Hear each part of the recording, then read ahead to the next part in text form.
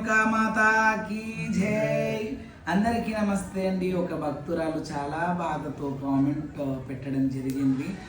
మా ఇంట్లో ఇలా 2013లో నేను కళ్యాణం చేసిన తర్వాత పెద్ద కొడుకు, ఆ తర్వాత రెండో కొడుకు కూడా ఒక సంవత్సరంలో ఒకరు, ఇంకో సంవత్సరంలో ఇంకొరు, ఇద్దరు కొడుకుల్ని పొడగొట్టుకున్న నేను దీపం ఇన్ని సంవత్సరాల నుంచి నేను దీపం పెట్టట్లేదు, పెట్టాలనా స్వామి అని అడుగుతుంది.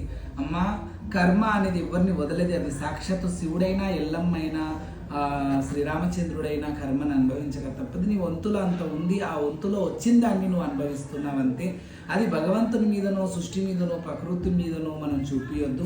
ఖచ్చితంగా కనీసం మీరు మీ భర్తకు మీరే కూతురు, మీకు మీ భర్తే కొడుకుగా భావించుకొని మీరిద్దరు ఉన్నారుగా, మీరిద్దరు నిండు నూరేండ్లన్నా చల్లంగా ఉండాలి, మంచిగా ఉండాలి.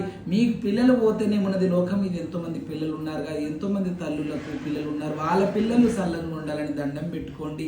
మీ కడుపు శోకం పోతుంది. ఇతరుల పిల్లలు మీ పిల్లలుగా భావించండి, స్వీకరించండి.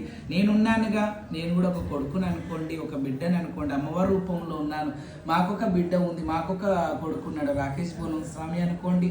అలా తృప్తి చేసుకోండి. మీకు మాట్లాడకపోతే నాతో మాట్లాడండి.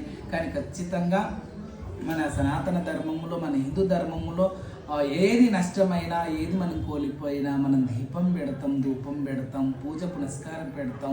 అది మనకు వచ్చిన కర్మ. సాక్షాత్తు శివునికే కొడుకు చనిపోయినారు, అలాగే ఎల్లమ్మ తల్లి చనిపోయింది, అలాగే ఎల్లమ్మ భర్త జన్మ దగ్గరనే స్వామివారు చనిపోయినారు, అలాగే రాముల వారికి కూడా సీతాదేవి 14 సంవత్సరాల వనవాసం వచ్చింది. 24 సంవత్సరాలు మల్లన్న కుటుంబంతో విడిపోయి అన్నదమ్ముండ్లేక మల్లన్నను చంపడానికి ట్రై చేసిన విధంగా ఎన్నో చరిత్రలు ఉన్నాయి. నల్లగుండని చెప్పి నల్లపోషమ్మను చంపి ఎర్రపోషమ్మను సృష్టించిన శంకరుడు.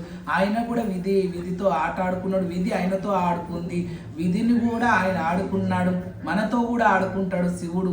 అన్నమున్నోళ్ళకి పిల్లల్ని ఏడు, పిల్లలు ఉన్నోళ్ళకి అన్నం ఏడు. మీకు ఇవన్నీ తెలిసి కూడా మీరు ఇలా బాధపడకండి. మేమున్నాం మీకు. మేము కూడా కొడుకుగా, బిడ్డగా, ఒక గురువుగా, మీ అన్నగా, తమ్మునిగా, తండ్రిగా నేనున్నాను.